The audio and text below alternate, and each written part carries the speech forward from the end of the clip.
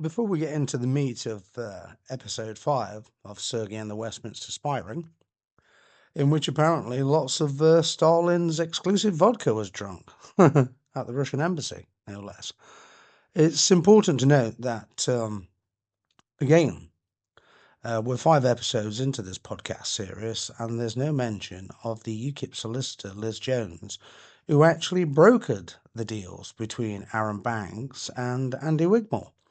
I was witness to it, obviously, in June 2015 at the Russian ambassador's private residence. Is it just a case that Jukes and Cadwalladr and Sergei Christo don't know about it? Or are they airbrushing Liz Jones out of the story? It's very interesting, but she's not going to be airbrushed out of the story when I'm around, because actually she was a centrifugal player. Now we need to leave the corridors of Westminster and the soft carpets of the Carlton Club and head north to Yorkshire.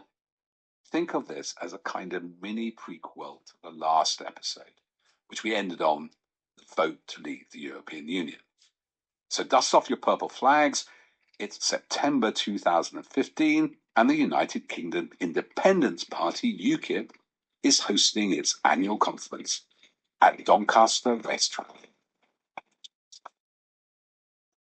The Labour and Conservative Party conference are held in vast corporate convention halls, but UKIP is a tiny fringe party with just one MP that very few people in politics and the media take seriously.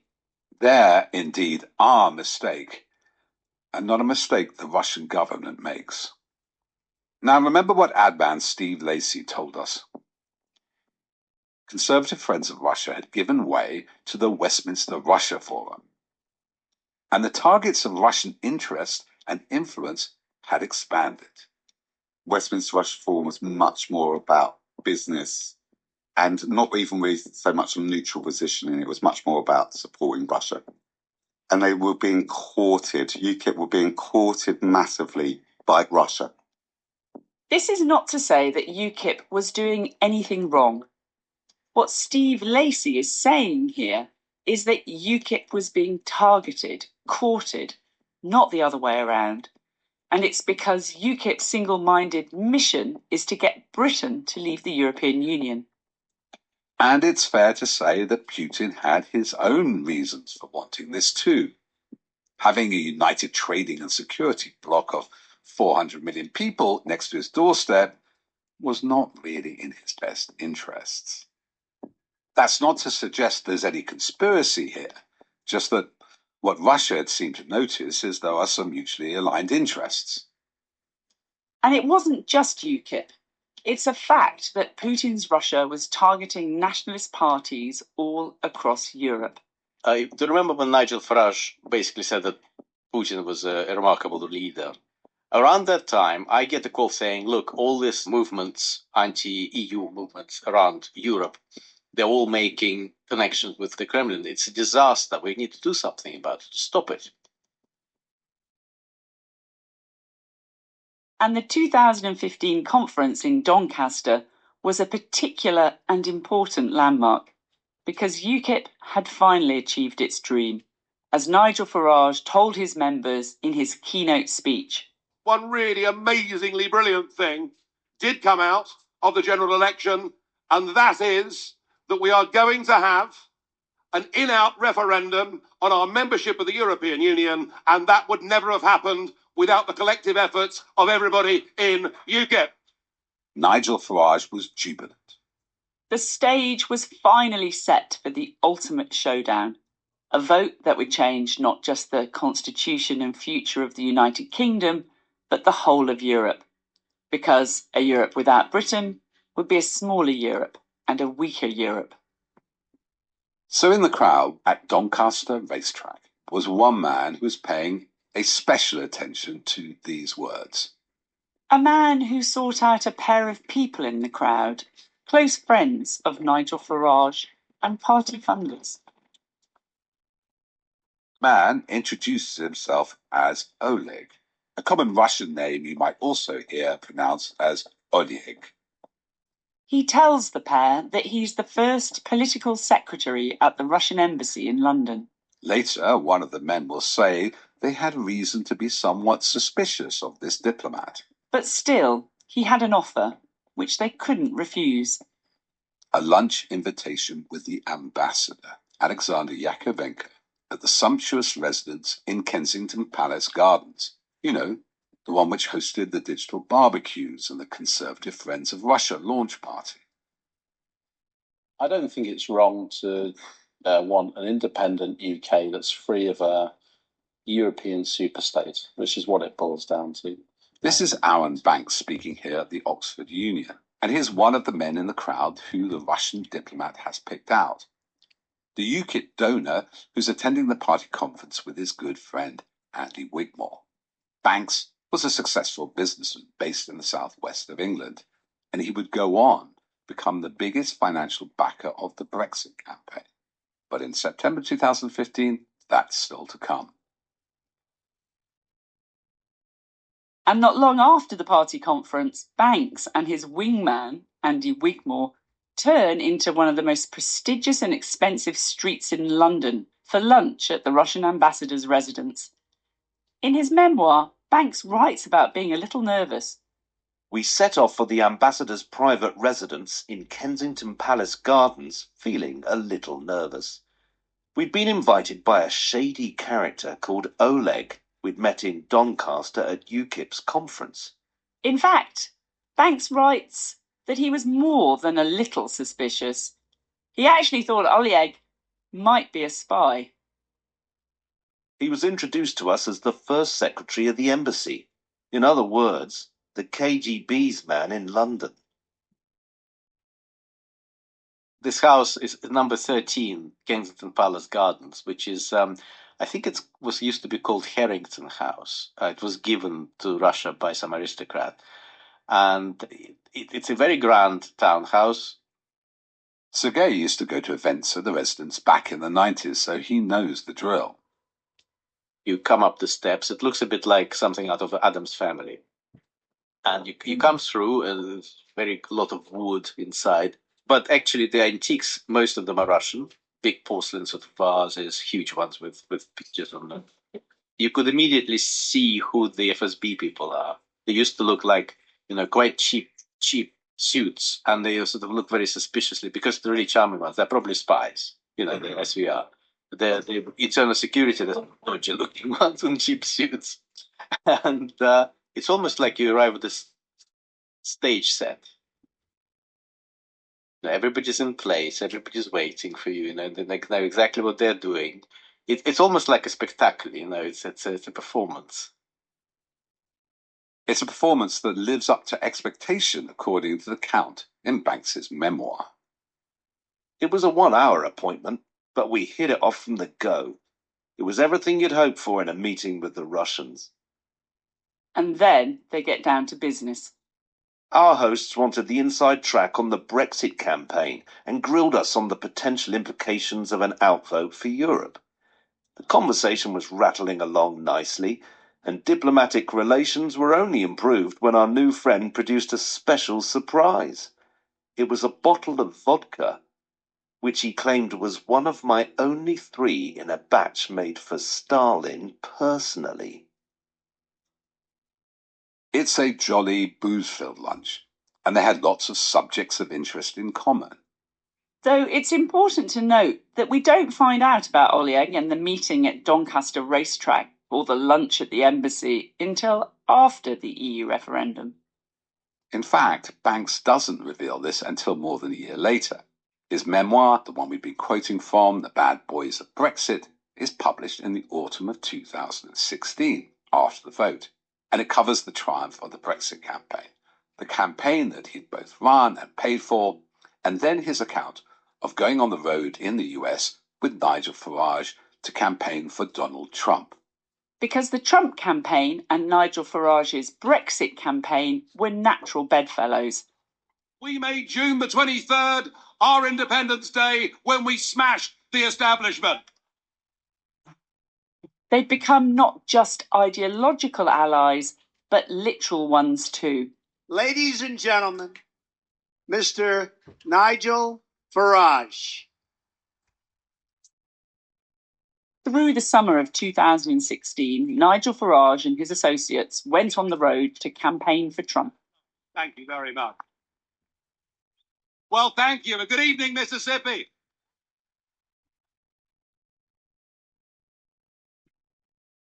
I come to you from the United Kingdom with a message of hope and a message of optimism. And in November 2016, shortly after Trump's victory, that Donald Trump will be the 45th president of the United States. Banks publishes his memoir. And it's important to say that despite the interests of the organization he funded aligning in some ways with Russian interests, and the hospitality the Russian ambassador offered him and Andy Wigmore, possibly suggesting that Russia was targeting him, there's no suggestion that Banks or Wigmore were reciprocating or doing anything other than enjoying the attention. So, Carol, in 2016, you begin to investigate what had just started to be called fake news. So it's the start of this, what would just become this increasingly bizarre story. And at the centre of it, I found, was this strange data analytics firm that had worked for the Trump campaign and was making connections with Banks's Leave.eu Brexit campaign too. And they were connected by one man, Steve Bannon. He was one of the most influential people in America at that point. He was close to Nigel Farage and Donald Trump, first as Trump's campaign manager, then his chief of staff. And he was actually vice president of that strange data analytics firm. A company called Cambridge Analytica. When I'm in the middle of this investigation, I become a bit obsessed with this Oleg figure and who he might be. I got a bit obsessed too. There's this official list of foreign diplomats based in London, the London list, but no Oleg based at the Russian embassy. I mean, it was a kind of minor point of all the many mysteries at the time, but it still bugged me. Who was Oleg? And we're going to find out more about this elusive figure very soon.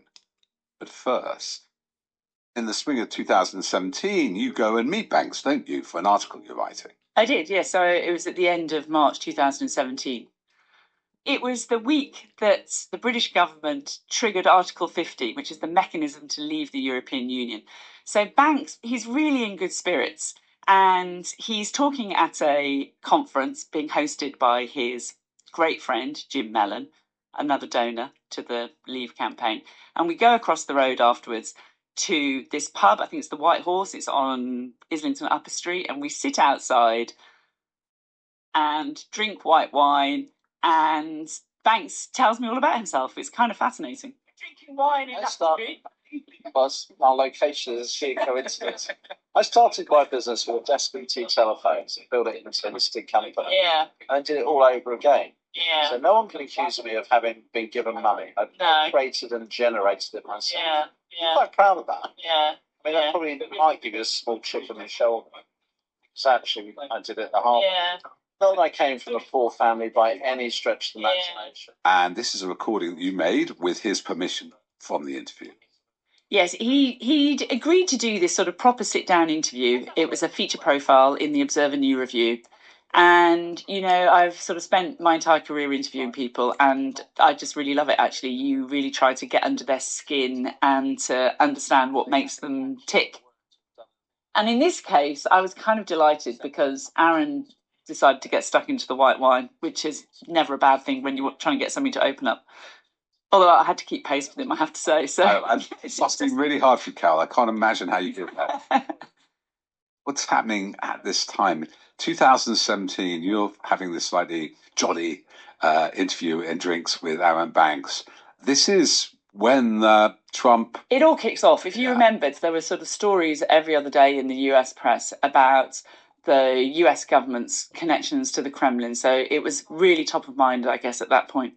That was why my ears perked up when he started talking about it. We've had no Russian money into Brexit. I've had two very, very nice lunches with the Russian ambassador.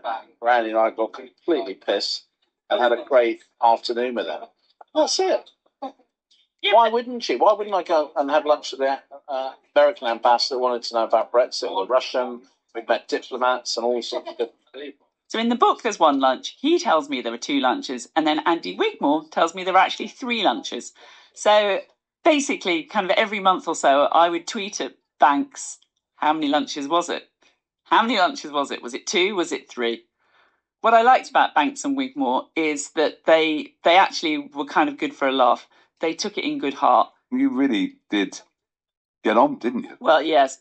So this is a little bit later on in our chat. We started talking about his wife and her past relationships, which had been the subject of some speculation in the media some years earlier. You must have done some due diligence. My wife. Well, yeah, but I mean, I'm not sort of Blofeld or something. Yeah, but you want to know about your ex? I don't know. Not really. No. No. So that was a complete shock when that came out. Background check all your. Well, a little bit. Yeah, I tried to. Jesus, it's done me no good, but I tried.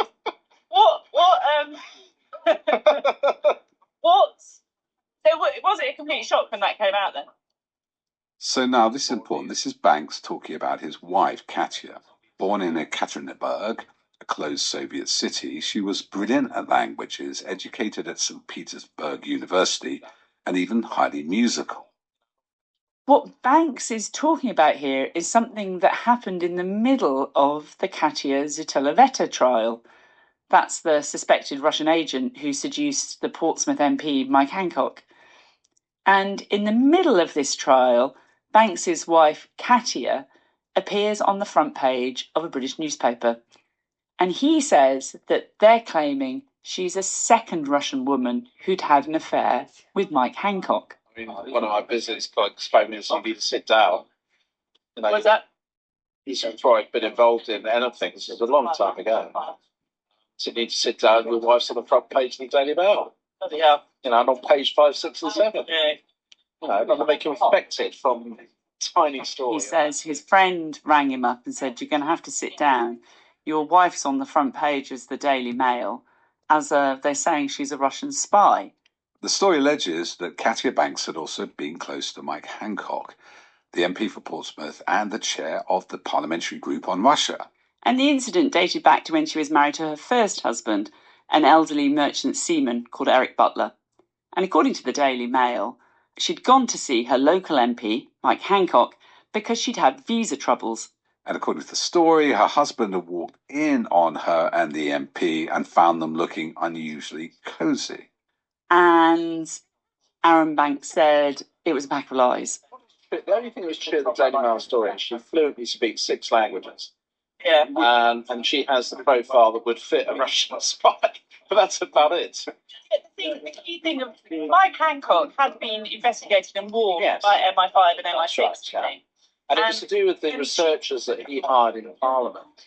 But she wasn't a researcher, she was just a constituent. But she knew him and had a relationship with him, her ex-husband. As far as I'm aware, that was the confected part of the story. Or she's not. Or not. I don't know.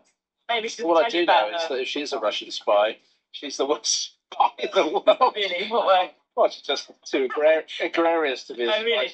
Well, it's all life and soul of the party. Oh, really? In response to that story, we got 2 number plates made up. Yeah, I know. I thought. Ex-MI5 spy.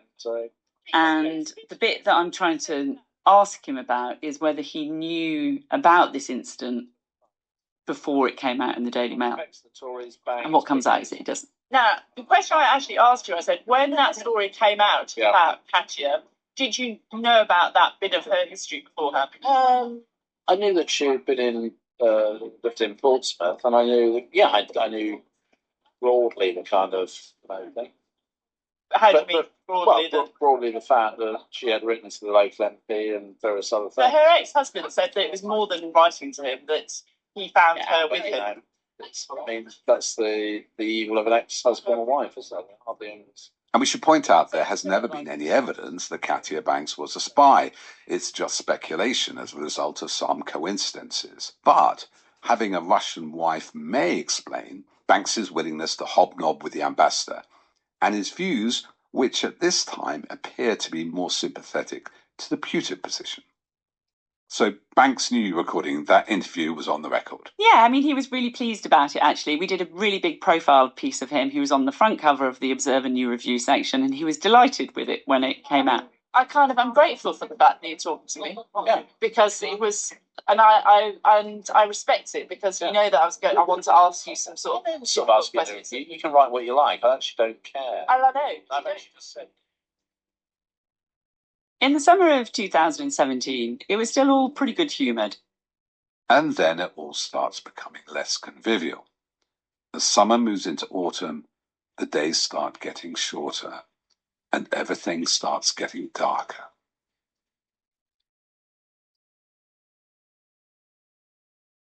And remember that mystery Russian diplomat who meets Arron Banks at Doncaster Racecourse at the UKIP conference and invites him back to the Russian embassy?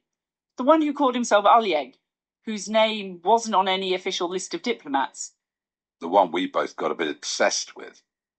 Well, what we eventually find out is that his name wasn't Oleg. His real name is Alexander Udod, and he will go on to become the political first secretary in the Russian embassy after Sergei Nolobin. I come across Alexander. He was the next liaison officer. He was much more reserved and much more kind of quiet. That tall, reserved man we mentioned at the start of the episode. And incredibly, what will also emerge is that Alexander Udod wasn't just Oleg. He'd been spending time in London for many years. Alexander Udod turned out to be the Russian intelligence officer who is named in the LeaveEU's trial as her handler, as a Russian intelligence officer, the one who prompted MI5, the security service, to act. He is referred as U in the LeaveEU's witness statement, and Boris in Justice Mitting's judgment. She admits to meeting him on the platform at Temple Underground Station and says that he gives her his card. And in their evidence, the security service said that he's her handler. Next time, the FBI arrive in town. I have been authorized by the Department of Justice to confirm that the FBI, as part of our counterintelligence mission, is investigating the Russian government's efforts to interfere in the 2016 presidential election. And a foreign secretary has questions to answer.